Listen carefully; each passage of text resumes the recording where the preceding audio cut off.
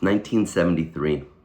I'm 5 years of age, and I am in the doctor's office with my mom and my middle brother Howie, and I'm waiting to go on in to get my weekly allergy shots, 4 in this arm and 3 in this arm for foods and environmental allergies, grasses, trees, dander, dust, mold, dot, dot, dot.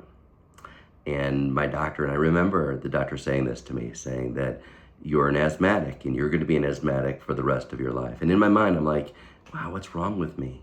What's wrong with me? Meanwhile, I didn't know what I didn't know. I'm a little boy, and my parents are amazing, but they're just doing the best that they can.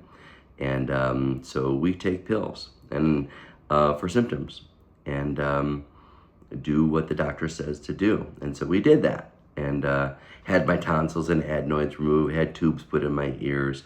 And that journey was really a powerful journey for me. Really, in my mind, in my heart, I knew that I hated it, and I wanted it to be different. I didn't know what that meant. And ultimately, that led me to a path that I discovered, what I wouldn't have discovered if I didn't go through what I went through.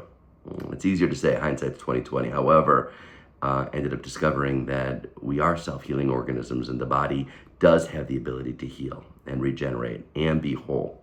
I'm no longer allergic to really anything.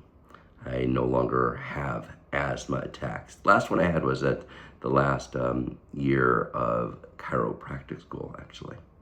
And along my journey, I discovered, in discovering acupuncture, I remember my first, before I even started my first class, I had the books, I had the needles, and all the different things. I woke up and I had a swollen neck. And when you're studying medicine, you're studying about the body, the challenge is that what you study about, you start to take on.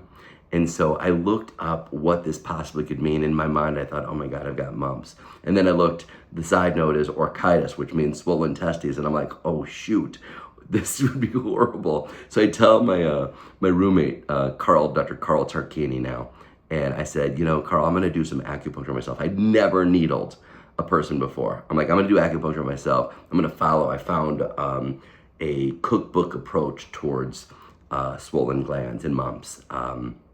I'm like, I'm gonna do it on half the side of my body and see what happens. I'm like, he was about to take a nap. I'm like, let me know what you think after you wake up. So here I am. I get out an orange, I put a needle in just so I know what it's like to do that. And I'm in front of my mirror in my bathroom, and I'm putting needles in different parts, different points that it says in the book. I'm just following the prescription of acupuncture, which is really not how it's done. However, it can be done that way. And he wakes up from his nap, and I'm like, so which side do you think I did it on? He's like, well, obviously, you did it on this right side because it was just completely different. That and so many other situations along the way. Had horrible knee pain, and I needled myself in my knee.